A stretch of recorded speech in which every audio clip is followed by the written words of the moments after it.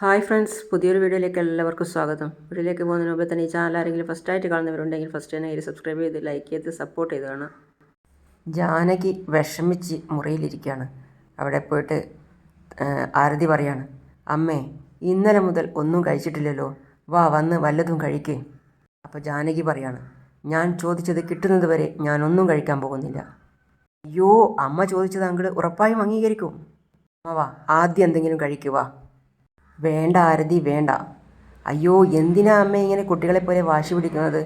അപ്പോഴാണ് സിദ്ധു അങ്ങോട്ടേക്ക് വരുന്നത്. ആരതി, എന്താ ആരതി, എന്ത് പറ്റി? സിദ്ധു, അമ്മ ഇന്നലെ മുതൽ ഒന്നും കഴിച്ചിട്ടില്ല, എന്തെങ്കിലും കഴിക്കാൻ വേണ്ടി പറയും. സിദ്ധു അടുത്തിരുന്നിട്ട് പറയാണ്, അമ്മേ എന്താ അമ്മേ കഴിക്കാതിരിക്കുന്നത്? പോയി എന്തെങ്കിലും കഴിക്കുക. ഞാൻ ചോദിച്ചത് കിട്ടുന്നത് വരെ ഞാനിങ്ങനെ പട്ടിണി കിടക്കും. അമ്മേ എന്തിനാ ഇങ്ങനെ വാശി പിടിക്കുന്നേ? വന്ന് എന്തെങ്കിലും കഴിക്കേ. വേണ്ടെന്ന് പറഞ്ഞില്ലേ, മിണ്ടാതിരിക്കേ. രണ്ടുപേരും നിർബന്ധിച്ച് വിളിക്കുകയാണ്, ആരതിയും സിദ്ധുവും. വാ അമ്മേ വാ, വന്ന് വല്ലതും കഴിക്ക്. വേണ്ടെന്നല്ലേ പറഞ്ഞത് എന്ന് പറഞ്ഞ് കൈ തട്ടി മാറ്റുകയാണ്. അപ്പോഴാണ് മഹേന്ദ്രൻ സാറും ലക്ഷ്മിയും അങ്ങോട്ടേക്ക് വന്നത്. വാ അമ്മേ വാ, വേണ്ടെന്നല്ലേ പറഞ്ഞത്. ആരതി പറയാണ്, അങ്കിൾ അമ്മ ഇന്നലെ മുതലേ കഴിക്കുന്നില്ലെന്ന വാശി പിടിക്കുന്നത്. അങ്കിളെങ്കിലും ഒന്ന് കഴിക്കാൻ പറയും. എന്താ ജാനകി നീ ഒന്നും കഴിക്കാതിരിക്കുന്നത്? ഞാൻ ചോദിച്ചത് കിട്ടുന്നത് വരെ ഞാൻ ഈ വീട്ടിൽ നിന്നും പച്ചവെള്ളം പോലും കുടിക്കില്ല. അമ്മേ എന്താ അമ്മേ ഇത്, ചെറിയ കുട്ടികളെ പോലെ വാശി പിടിക്കുന്നു? സിദ്ധു ചോദിക്കുക. എന്തെങ്കിലും വന്ന് കഴിക്കേ, ബാക്കിയൊക്കെ നമുക്ക് പിന്നെ നോക്കാം. നീ മിണ്ടാതിരിക്കും സിദ്ധു, നിനക്കൊന്നും അറിയില്ല. സ്വന്തം അച്ഛനെ വീട്ടിൽ നിന്നും പുറത്താക്കി, അതേക്കുറിച്ച് നിനക്ക് ഒരു അല്പമെങ്കിലും വിഷമമുണ്ടോ? അമ്മേ അച്ഛൻ തെറ്റു ചെയ്തു, അതിനുള്ള ശിക്ഷ അനുഭവിച്ചല്ലേ മതിയാവൂ. ആയടക്ക് സിദ്ധു, നീയും നിന്റെ അമ്മാവനൊപ്പം ചേർന്ന് അച്ഛനെ കള്ളനെന്ന് പറയാണോ? നിങ്ങളൊന്നും നന്നാവാനേ പോകുന്നില്ല. ആരതി പെട്ടെന്ന് തന്നെ പറയാണ്, അമ്മേ. ജാനകി, ആവശ്യമില്ലാതെ വെറും വാക്കുകൾ പറയരുത്. മഹേന്ദ്രൻ സാർ പറയാം, നീ എന്തെന്നോട് ചോദിച്ചോ അത് നിനക്ക് തീർച്ചയായും കിട്ടും. എൻ്റെ സ്വത്തിൻ്റെ നേർപകുതി നിനക്കുള്ളതാണ്, അതിൽ നിനക്ക് ഒരു സംശയവും വേണ്ട. അച്ഛൻ തീർത്ഥയാത്രയ്ക്ക് പോയിരിക്കുക, അദ്ദേഹം വരട്ടെ.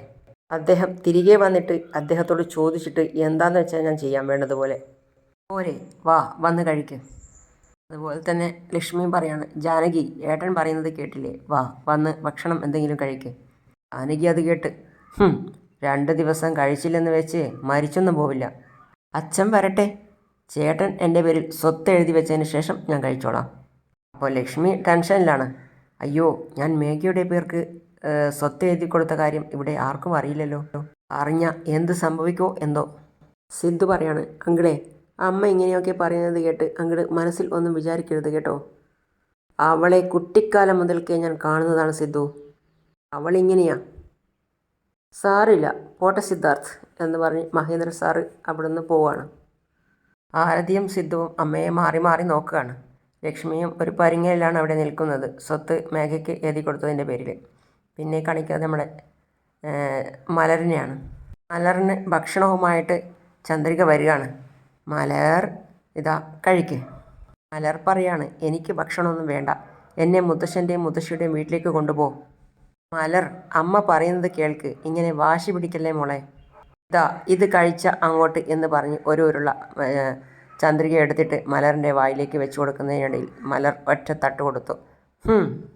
എനിക്ക് ഭക്ഷണം വേണ്ട. ചന്ദ്രിക അപ്പം തന്നെ, അടിച്ച് നിന്നെ. ഈ പ്രായത്തിലും നിനക്ക് എന്തൊരഹങ്കാര. അവരെ ഒന്നും നിനക്കിനി കാണാനേ പറ്റില്ല. വന്ന് തീരെ അനുസരണ ഇല്ലാതായി മാറിയിട്ടുണ്ട്. 2 നേരം ഭക്ഷണം കഴിക്കാതിരിക്കുമ്പോഴേ മര്യാദ പഠിക്കും. ഇവിടെ തന്നെ ഇരുന്നോ എന്ന് പറഞ്ഞ് ചന്ദ്രിക പ്ലേറ്റും ഭക്ഷണവുമായി അകത്തേക്ക് പോയി. ചന്ദ്രികയുടെ പിന്നാലെ തന്നെ പോയിട്ട് മലർ പറയാണ്, അമ്മേ എനിക്ക് മുത്തശ്ശൻ്റെയും മുത്തശ്ശിയുടെയും വീട്ടിലേക്ക് പോകണം, എന്നെ കൊണ്ടുപോകും അമ്മേ. അമ്മേ എനിക്ക് മുത്തശ്ശനെയും മുത്തശ്ശിയെയും കാണണം, ഞാൻ അങ്ങോട്ട് പോവുക, അമ്മ ഇവിടെ തന്നെ നിന്നോ. ഓ, നിനക്കിപ്പോൾ അമ്മയേക്കാൾ വലുത് മുത്തശ്ശനും മുത്തശ്ശിയും ഒക്കെയാ അല്ലേ? എനിക്ക് മുത്തശ്ശനെയും മുത്തശ്ശിയും വലിയ ഇഷ്ടമാണ്, അവർ നിൻ്റെ മുത്തശ്ശനും മുത്തശ്ശിയും ഒന്നുമല്ല. അത് കേട്ട് മലർ കരയാണ്. അപ്പോൾ ചന്ദ്രിക പറയാണ്, അവർ നമ്മുടെ മുതലാളിമാരാണ്, അത്രയേ ഉള്ളൂ. ജോലിക്കാരോട് എങ്ങനെ പെരുമാറണം അങ്ങനെയാണ് അവർ പെരുമാറിയിട്ടുള്ളത്. അവരെ നമ്മുടെ ബന്ധുക്കളാക്കാനൊന്നും പറ്റില്ല മോളെ. എനിക്ക് മുത്തശ്ശനെയും മുത്തശ്ശിയെയും കാണണം. അപ്പോൾ ഞാൻ പറഞ്ഞാൽ നീ അനുസരിക്കില്ലേ? എനിക്ക് മുത്തശ്ശനെയും മുത്തശ്ശിയെയും കാണണം. ചന്ദ്രിക ദേഷ്യത്തോടെ, മലർ ഓ അവിടുന്ന്, ഒരു കാര്യം പറഞ്ഞാൽ കേൾക്കില്ല. വീണ്ടും മലർ കരയാണ്, അമ്മേ എനിക്ക് മുത്തശ്ശനെയും മുത്തശ്ശിയെയും കാണണം അമ്മേ. അവൾ കരഞ്ഞ് കരഞ്ഞ് നിലത്തിരിക്കുകയാണ്. എന്നെ കാണിക്കുന്നത് ആരതിയെ പെണ്ണ് കാണാൻ വന്ന പയ്യൻ വീണ്ടും അവളെ വിളിച്ച് സംസാരിക്കുകയാണ്. അപ്പോൾ ആരതിക്ക് ആരാന്നറിയാതെ കോൾ എടുത്തു. എന്നിട്ട് ചോദിക്കുകയാണ്, ഹലോ ആരാ? ഞാൻ ആകാശാണ്. ആകാശോ? നിങ്ങൾക്കെങ്ങനെ എൻ്റെ നമ്പർ അറിയാം? ഇയാളുടെ ഫ്രണ്ടിൻ്റെ കയ്യിൽ നിന്ന് നമ്പർ വാങ്ങിയേ. ഏത് ഫ്രണ്ടിൻ്റെ കയ്യിൽ നിന്നാണ് വാങ്ങിയേ? അതിപ്പോൾ എന്തിനാ അറിയുന്നേ? ആരതി പിന്നെ പറയാണ് ചമ്മിയ നിലയിൽ, ഓ സോറി. അല്ല, എന്തിനാ ഇപ്പോൾ ഫോൺ ചെയ്തത്? പറയൂ പ്ലീസ്. ഞാനവിടെ പെണ്ണ് കാണാൻ വന്നപ്പോൾ എന്തൊക്കെയോ സംസാരിച്ചു, എന്തൊക്കെയോ സംഭവിച്ചു. സത്യം പറഞ്ഞാൽ എനിക്ക് ആരതിയെ ഒരുപാട് ഇഷ്ടമായി. വിവാഹം കഴിക്കുന്നെങ്കിൽ ഇയാളെ തന്നെയായിരിക്കണം എന്ന് ഞാൻ ഡിസൈഡ് ചെയ്തു. എൻ്റെ ഇഷ്ടം ഞാൻ അച്ഛനോടും അമ്മയോടും പറഞ്ഞു. അവരും അവിടെ വന്ന് സംസാരിക്കാമെന്ന് പറഞ്ഞു. അധികം വൈകാതെ അവരവിടെ വരും. അത് പറയാനാണ് ഞാൻ ഫോൺ ചെയ്തത്. ആരതി പറയുക, ആകാശ് പറയുന്നത് എനിക്ക് വിശ്വസിക്കാനേ പറ്റുന്നില്ല. ജാതകം മാഞ്ഞു പോയി എന്ന് പറഞ്ഞവർ വീണ്ടും ഇവിടെ പെണ്ണ് ചോദിച്ചു വരികയോ? എനിക്കതിൽ സന്തോഷമേ ഉള്ളൂ. ശരി, ഞാൻ ഇക്കാര്യം ഉടനെ അമ്മയോട് പോയി പറയാം. അമ്മയ്ക്ക് ഉറപ്പായും സന്തോഷമാവും. ഇയാളെ കല്യാണം കഴിക്കാൻ എനിക്ക് പൂർണ്ണ സമ്മതമാണെന്ന് പറഞ്ഞു. പക്ഷേ ഇയാളൊന്നും പറഞ്ഞില്ലല്ലോ. ആരതി സന്തോഷത്തോടെ ചിരിച്ചുകൊണ്ട് പറയാണ്, അതെന്താ, ഇഷ്ടമില്ലാത്തത് കൊണ്ടാണോ ഇപ്പം ഇങ്ങനെ സംസാരിക്കുന്നത്? ശരി, ആകാശിൻ്റെ അച്ഛനോടും അമ്മയോടും പറയും. ഞാനും എൻ്റെ വീട്ടുകാരോട് പറയാം. രണ്ട് വീട്ടുകാരും സംസാരിച്ച് എന്താ വേണ്ടത് എന്ത് വെച്ചാലും അവർ തീരുമാനിക്കട്ടെ. ആരതി ഫോൺ കട്ട് ആയതിനു ശേഷം സന്തോഷത്തോടെ തുള്ളിച്ചാടുകയാണ്. അപ്പോഴാണ് ജാനകി അങ്ങോട്ടേക്ക് പോകുന്നത്. എന്താ ആരതി? അമ്മേ, ആകാശ് ഇപ്പം വിളിച്ചിരുന്നു. ആകാശോ? അതാരാ? അയ്യോ, എന്താ അമ്മേ, മറന്നുപോയോ? എന്നെ അന്ന് പെണ്ണ് കാണാൻ വന്നില്ലേ, അദ്ദേഹമാണ്. അയാളെന്തിനാ നിന്നെ വിളിച്ചത്? വീണ്ടും നമ്മുടെ കല്യാണക്കാര്യം ആകാശിൻ്റെ വീട്ടുകാർ സംസാരിക്കാൻ വരുന്നുണ്ടെന്ന് പറഞ്ഞു. എന്താടി നീ പറയുന്നേ? അതെ അമ്മേ, അത് പറയാൻ വേണ്ടിയിട്ട് ആകാശ് എന്നെ ഇപ്പോൾ വിളിച്ചത്. ജാനകി ആശയക്കുഴപ്പത്തിലായി. അവർ വലിയ ആളുകളാണ് മോളെ. ആദ്യം മഹേന്ദ്രൻ അമ്മാവൻ നമ്മളോടൊപ്പം ഉണ്ടായിരുന്നു. അവർ എത്ര പണം ചോദിച്ചാലും അത് നമ്മൾക്ക് കൊടുക്കാൻ പറ്റുമായിരുന്നു. പക്ഷേ ഇപ്പോൾ നമ്മൾ തനിച്ചാ നിൽക്കുന്നത്. അവർ ചോദിച്ച സ്ത്രീധനം നമുക്ക് കൊടുക്കാൻ പറ്റില്ല മോളെ. നിൻ്റെ അച്ഛനും ഈ വീട്ടിലില്ല. ഇപ്പോൾ ഇതിനെക്കുറിച്ച് ഒന്നും സംസാരിക്കാൻ പറ്റില്ല. ഈ പ്രശ്നങ്ങളൊക്കെ കഴിയുന്നത് വരെ നീ ഒന്ന് സമാധാനിക്ക്. ജാനകി അങ്ങനെ പറഞ്ഞതുകൊണ്ട് ആരതിക്ക് നല്ല വിഷമായി. പിന്നെ കാണിക്കുന്നത് ചന്ദ്രികയെയും മലരിനെയാണ്. ചന്ദ്രിക ഇതാ പ്ലേറ്റും മറ്റുള്ള പാത്രങ്ങളൊക്കെ കഴുകുകയാണ്. അപ്പോൾ മലർ ചന്ദ്രികയെ ഒന്ന് ഒളിഞ്ഞു നോക്കുകയാണ്. മെല്ലെ അകത്ത് പോയി ഒച്ചയാക്കാതെ അമ്മയുടെ ഫോൺ എടുത്തു. എന്നിട്ട് അമ്മ കാണാതെ ഒരിടത്ത് പോയി ഇരിക്കുകയാണ് മുത്തശ്ശനെയും മുത്തശ്ശിയെയും വിളിക്കാൻ വേണ്ടി. നമ്പർ ഫോണിലില്ല.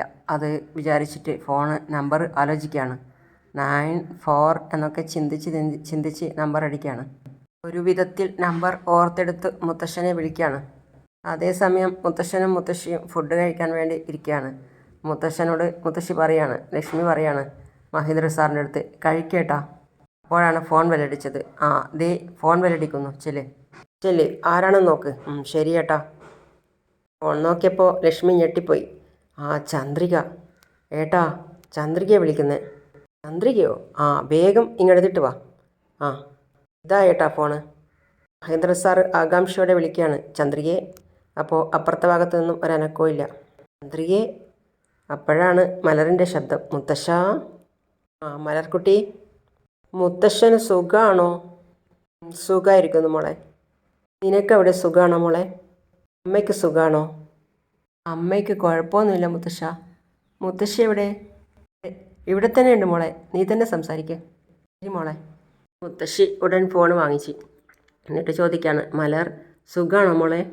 സുഖമായിരിക്കുന്നു മുത്തശ്ശി. അമ്മ എവിടെ പോയി മോളെ? അമ്മ പാത്രം കഴുകിക്കൊണ്ടിരിക്കുക.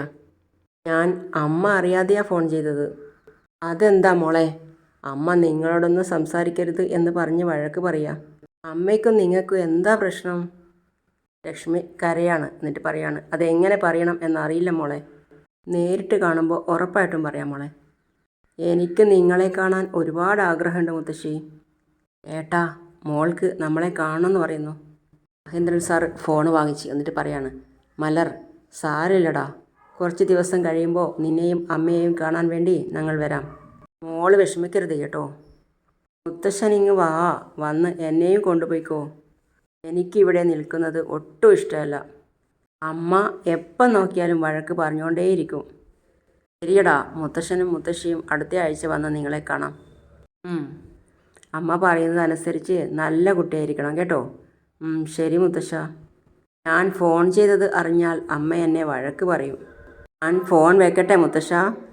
ശരി മോളെ. ഇത്രയും പറഞ്ഞുകൊണ്ട് എൻ്റെ വീഡിയോ അവസാനിപ്പിക്കുന്നു. അടുത്ത വീഡിയോയുമായിട്ട് വരുന്നവരേക്കും സീ യു ഓൾ.